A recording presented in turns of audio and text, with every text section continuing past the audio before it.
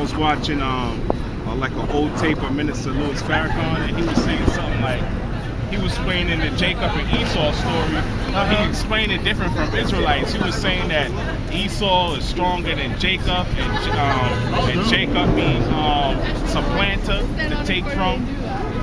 Like, he's right. He's right on that. Yeah. Well, the white man is stronger than us. Technically, on this earth, who's ruling right now? Yeah. Right? But on the reverse side, we are stronger because of what we have endured. Yeah. You understand? See, he's explaining it from his understanding, because technically the white man, he is per se stronger than us in this rulership. He was given, give me Genesis. Somebody give me Genesis 27 and start at 37. Alright? Get to understand. Genesis 27, 37. The point is in 40, but I'm gonna start at 37.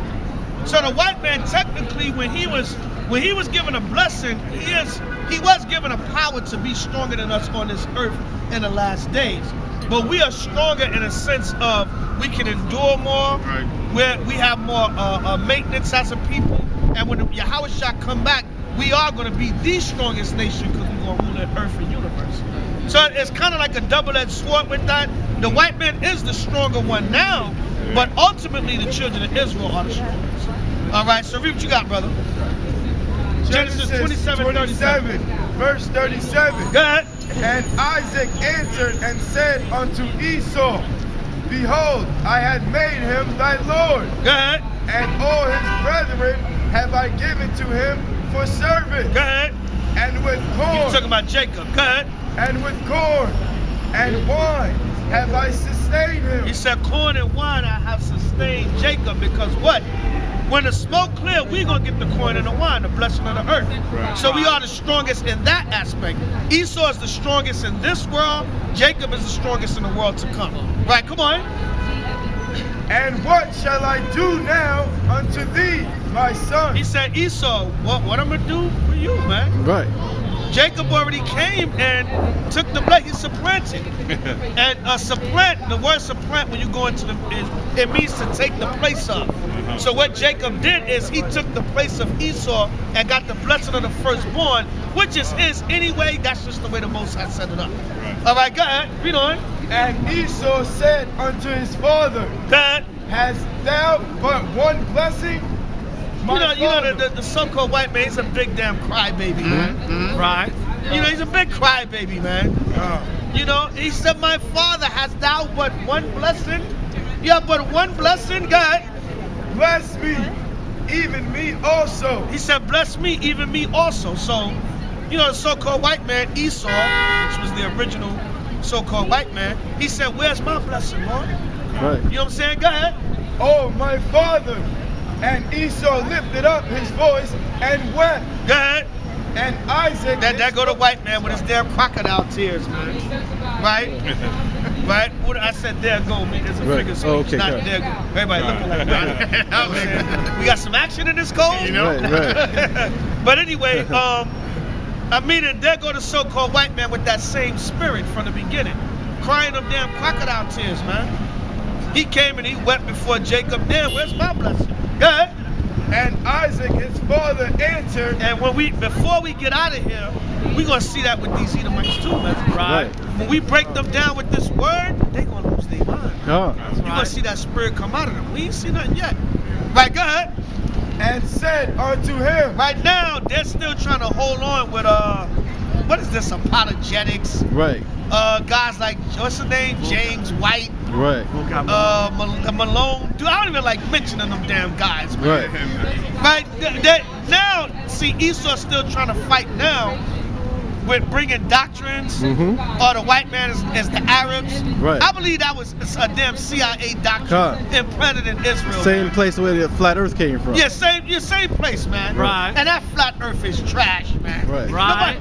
Nobody even talk about that no more. Right. That damn thing is dead, man. That shows you, because it was a doctrine. Right. And really, at the end of the day, like we always spoke about, the earth could be a damn Rubik's Cube, man. Either way, it was a distraction. Right. That's what it really was. You know what I'm saying? Because when you really get into the dynamics of it, whatever shape the earth is, we still got to keep the commandments of the Most High. Right. Like I said, the earth could be a damn Rubik's Cube, man. Right. At the end of the day, how does that bring us salvation? Right. So that whole flat earth thing, that was a diversion. What they call it, a red herring. Right.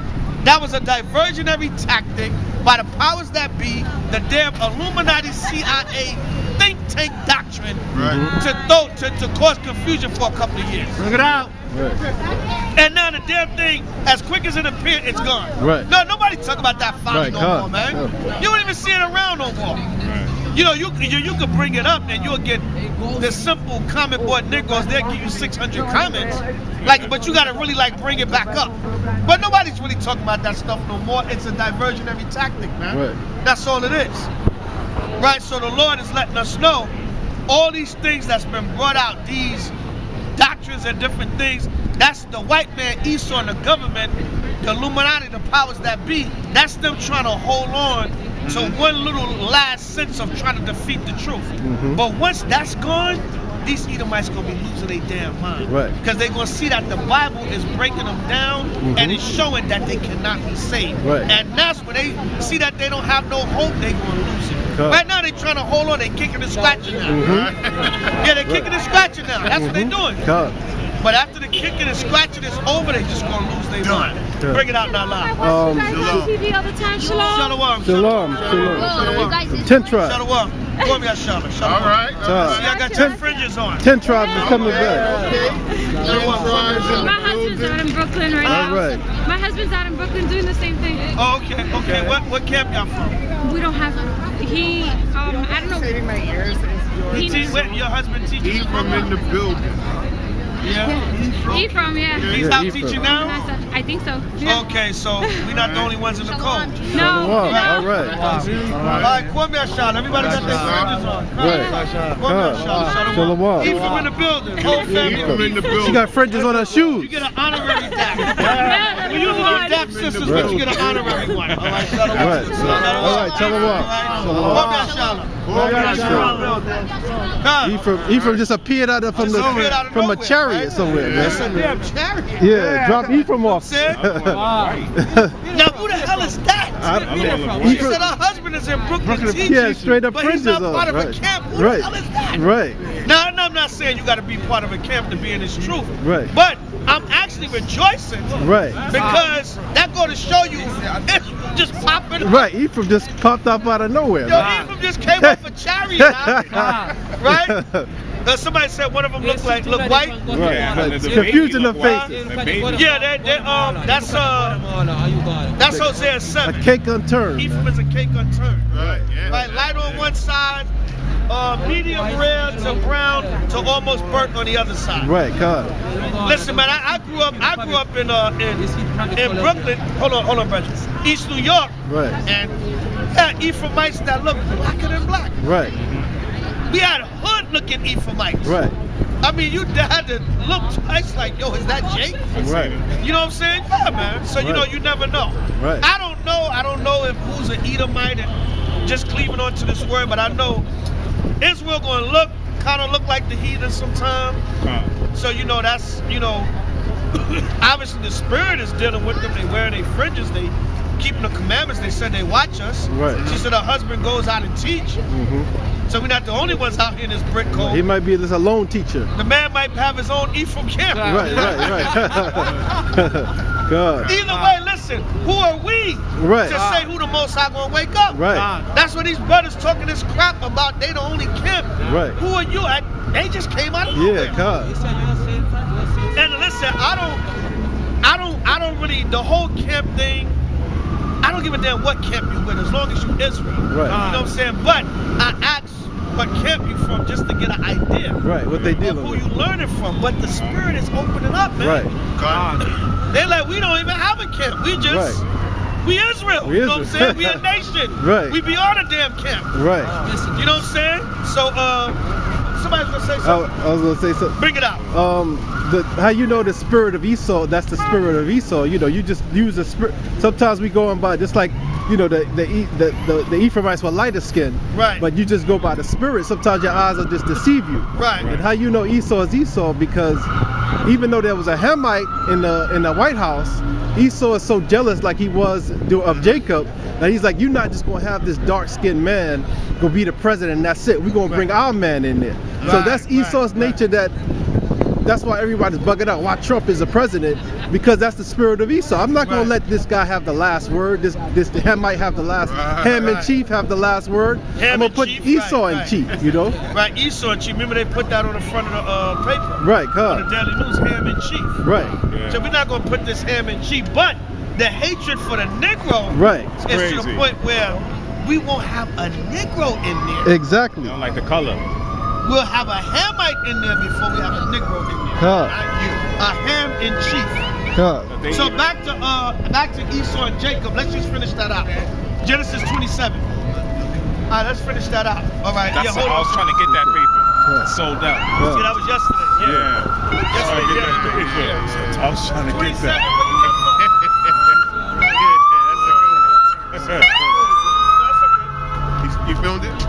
No, we gonna get it. We gonna get it. He gonna get it. Yeah. Right, we gonna get it. I need a board. I'm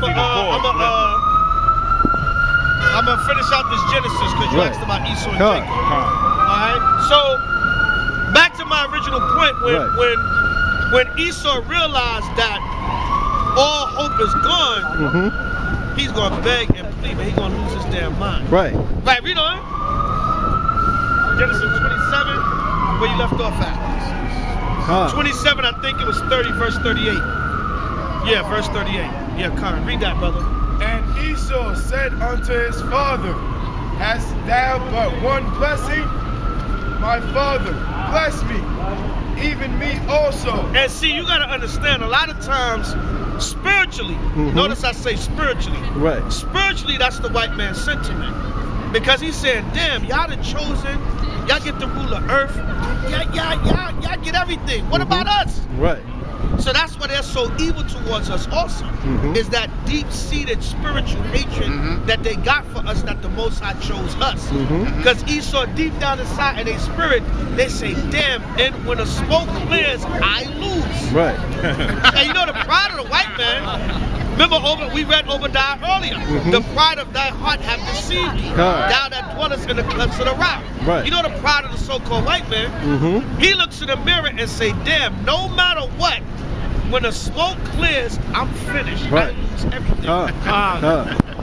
So I could be winning like hell now, and then imagine, man, you look at this earth, the beauty of it, the riches, and everything, and a white man say, I gotta lose all of this, the privileges. I had any Negro, the finest of Negro women, 10 tribe women, Native American women as my bed wenches at my beck and call. And I gotta lose all this? Right. That's a hurting feeling, man. Right, go ahead, read on. And Esau lifted up his voice and wept. And Isaac his father answered and said unto him. See that's why Paul had to come back in Hebrews 12 and say, even if he cried before the Most High, there's no repentance for him. Right, go ahead. Behold, thy dwelling shall be the fatness of the earth. So he said, your dwelling will be the fatness of the earth. So he said, you know what, Esau, I'm gonna give you a blessing. So that's probably what Farrakhan means when he say Esau's the strongest. Because in a sense, he's right. You know what I'm saying? It's like interchangeable with Esau and Jacob. But ultimately, we are the strongest spiritually, mentally, and physically. Right, go ahead. And of the dew of heaven. So he said, listen, you know what, Esau? You're going to be strong. Right. In the last days, you're going to rule the earth. You're going to have the dew from heaven. You're going to have all these big buildings. You're going to have all this wealth, all this billions, trillions of dollars. You're going to have the Negro in a corner somewhere, barely surviving. You're going to have all of that. Go ahead. And by the sword shalt thou live. And he said, you're going to be able to rule by the sword. Any nation on the planet gets out of line, I'm going to give you the military power to smack them back in place. Right. Like Pimp. bitch better have my money. Right. That's how the white man do the world, man. Right. He go around and he smack up the nation, bitch, you better have my money. Right. Because what do white man do when he control these nations? He control their wealth. He's the pimp of the earth. Mhm. He go around and smack them hoes up, man. Right. Right.